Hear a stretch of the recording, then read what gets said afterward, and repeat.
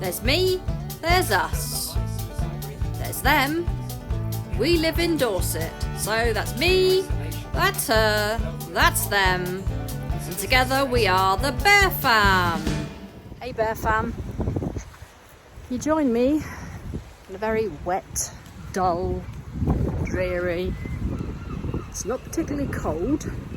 But for those of you that know me, you'll know I'm on my normal daily outing with the dogs, and we're going up the hill despite my reservations because it's exceptionally muddy and wet.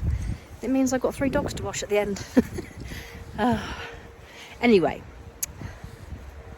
this is actually specifically aimed at one person, so if you wish to continue listening, you're more than welcome.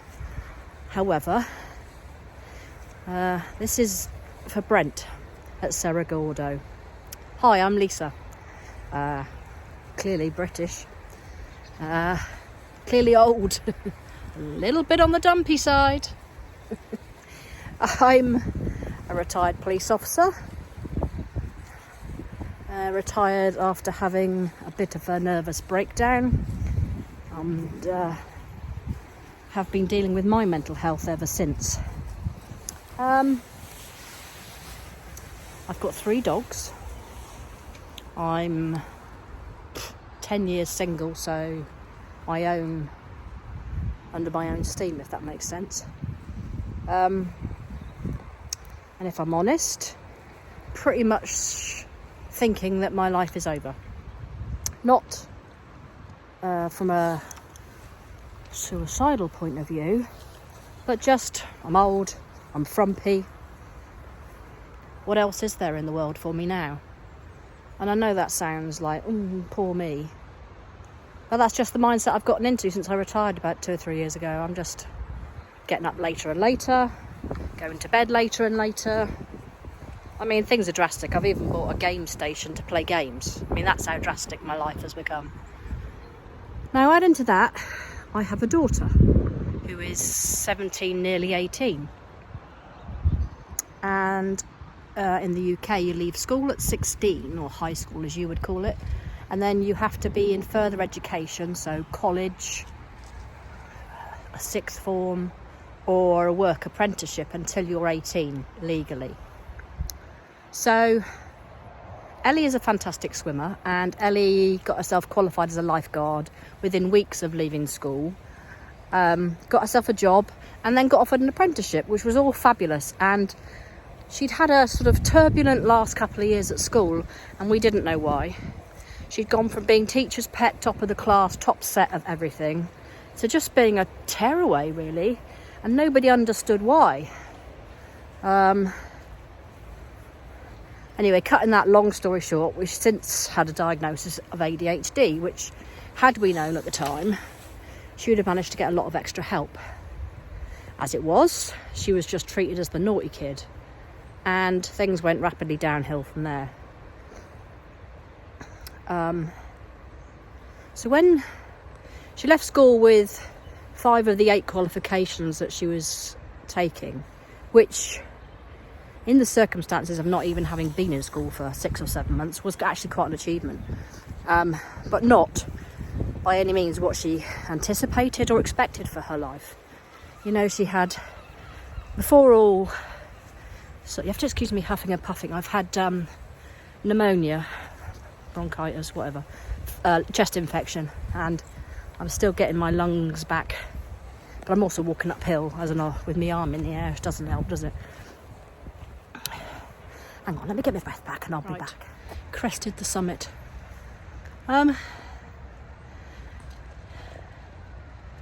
Yeah, so when Ellie's always been we're not small-boned, nimble, fairy-like creatures, the women are in our family. Oh, and we've never maintained the typical female stereotype of being all dolled up, and because I suppose I spent 30 years in uniform, I'm just get on with it. But when she started at the swimming pool, of course she had to wear t-shirt and shorts as a lifeguard, and I don't know if she was body shamed. I don't know what happened, but she then had her own breakdown. Over the last 2.5, 3 months, she's been off work sick with mental health problems. She's lost about 3 stone.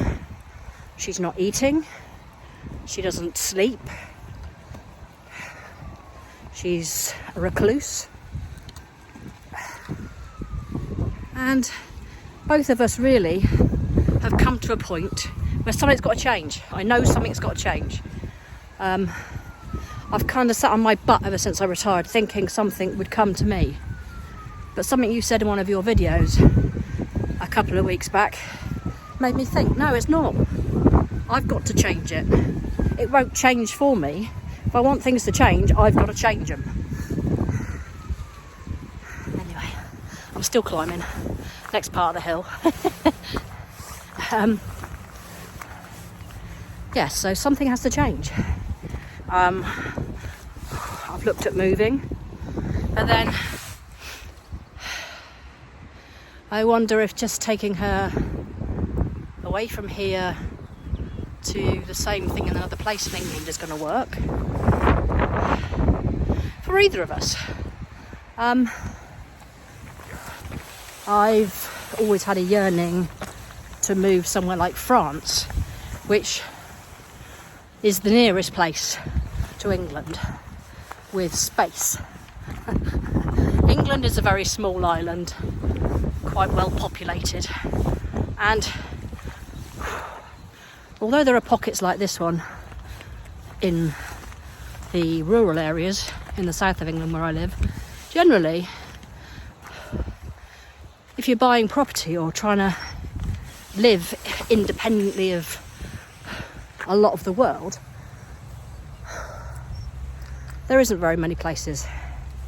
And also property in France is relatively affordable. So I was looking at that because I've got this dream of being secluded, of being away from the masses. I'd still like a social life. I'm still quite sociable. But generally, I'm very much a loner. Born an only child, estranged from both parents, so have nothing to do with family in that context. Got one cousin in the UK, and that's about it for family for me. Ellie has more, but her dad is reasonably comfortable and would be easily able to afford to come to America to visit her. So I guess I've let the cat slip out the bag early there. One night while... Oh, I should also say that my daughter's been suggesting that she's going to kill herself. So we've had the police come into the house regularly when they've seen her out walking because they're concerned for her welfare. And it's just... on one level, selfish level, it's very humiliating. But on a much more important level, it's like she's my everything. She's my world. Which also begs the question, if I move to France and she doesn't want to go, where will she go?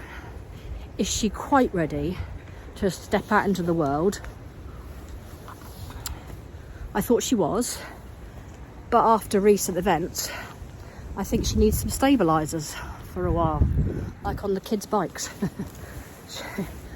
People at the swimming pool loved her, absolutely loved her, and all the staff and the customers. What I was saying is, she was Archibald. Anyway, these are the dogs. I've got 2 small Yorkies and a chunky fat Rapso. The clients still ask after her, and she's been on 2.5 months. She's only there 3 months. Anyway, I digress. I wanted you to know a little bit about the parents and where we are. You won't hear me at all over this wind. Right, I'm slightly in the lee of the hill. So in a nutshell, I feel like I'm done and dusted. She hasn't even started, and yet is struggling. So, oh, she said falling on her ass. Blooming hell, it's really muddy and slippy out here today. Lots of rain. Oh my goodness. Nearly went then. I've been watching your vlogs religiously and have been exceptionally jealous of the space, the amazing nature that you've got around you, just and the history. Oh my god, in another lifetime I'd like to be an archaeologist, digging up the past and telling stories of those that have gone before.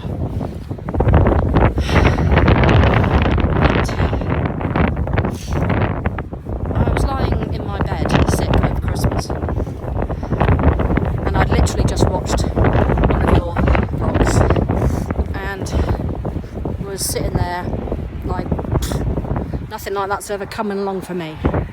I haven't got the money to buy a ghost town. I don't live in a country where there is a ghost town to buy. I don't have deserts and exotic places like Cerro Gordo. Well, we do have mines, but they're nothing like Cerro Gordo. Well, they probably are, but you know what I mean. The lay of the land is somewhat different. Oh, excuse me sniffing, it's so rude. But I always get a drippy nose out in this sort of weather.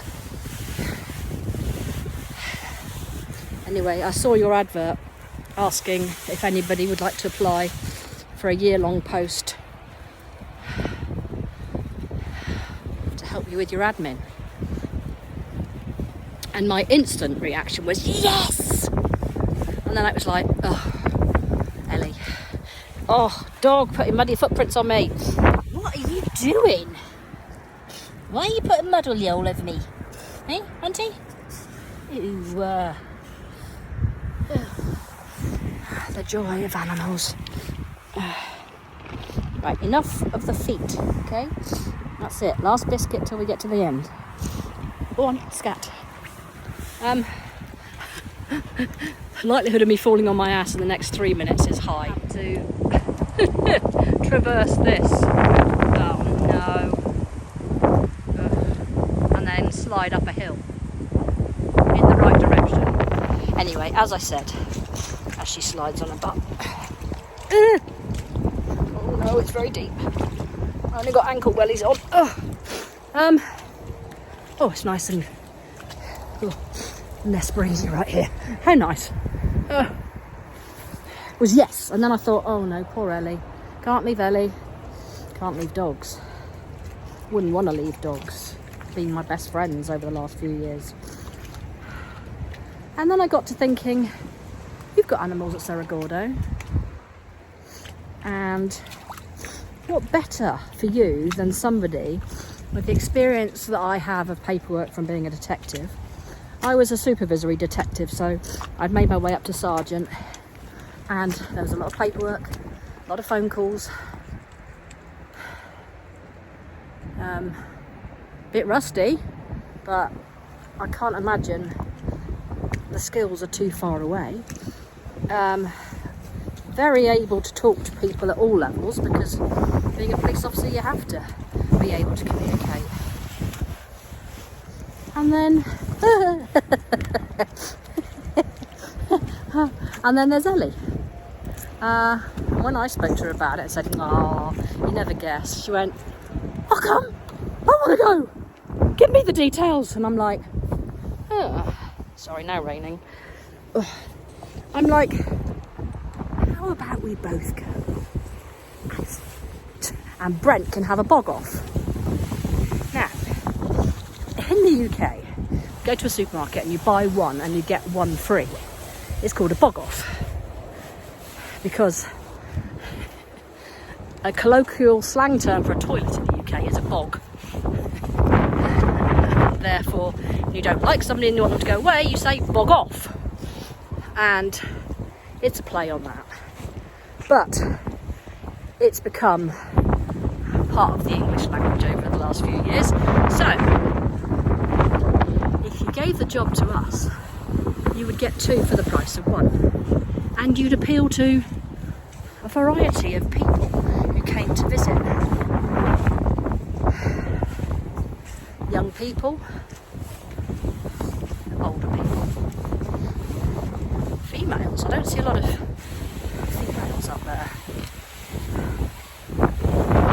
And does the thought, I'm going on top of the little hill again, I'll have to stay here a bit. Does the thought of moving somewhere like Cerro Gordo terrify me? Yes, yes it does.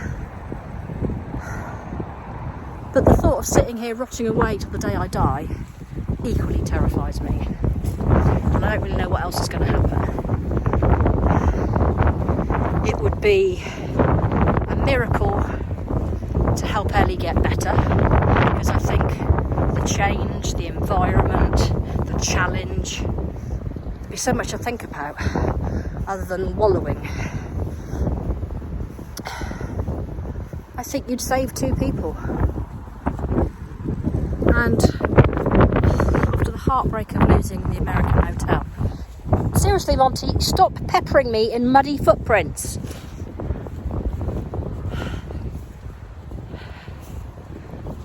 The heartache of losing your hotel and the plans to get it back to how it was, or at least a version of it. I can't think of anything I'd enjoy more. I mean, what an honour. I know I'm not American. I know you'd have to teach me the ways of the world up there. Snakes terrify me. But we don't deal with that sort of thing in the UK. And the unknown is scary. So, other than getting my daughter a passport, emptying our house, selling the car, we could be with you in a couple of months. If you want us. Which is highly unlikely. But you don't ask, you don't get. And I would be sitting watching your vlogs, seeing the person that got the job, cursing myself for not sticking my neck out and actually asking the question. And to try and write down everything I've said to you in an application or an email, and I just thought maybe this is easier. One evening when you sat with your feet up in front of your log burner, listening to the amazing, beautiful silence around you, and the darkness and the stars and the gorgeous sumptuousness of it all, you could watch this daft old bat in England. Have a bit of a chuckle to yourself, if nothing else. So, I'll stop waffling. I'm author of my own YouTube channel, as you can see.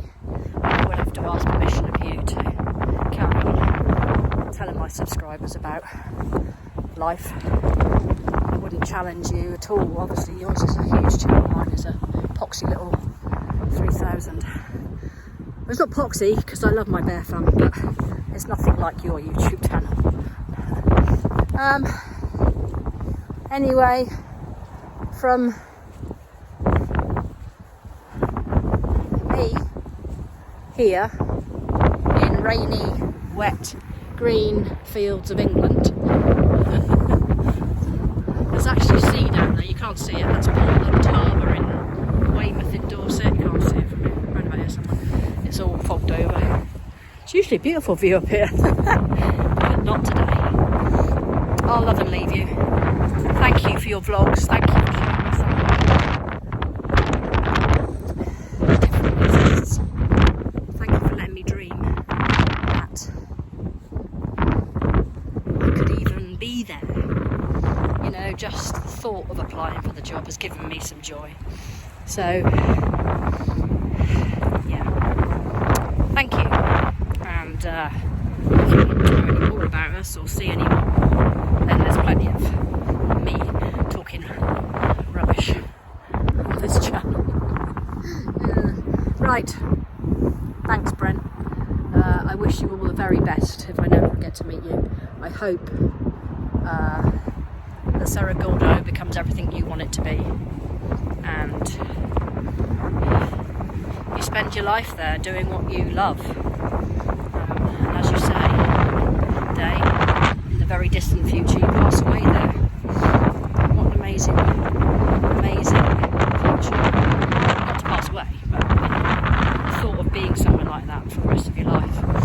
creating a legacy. Anyway, I'm waffling. I do waffle.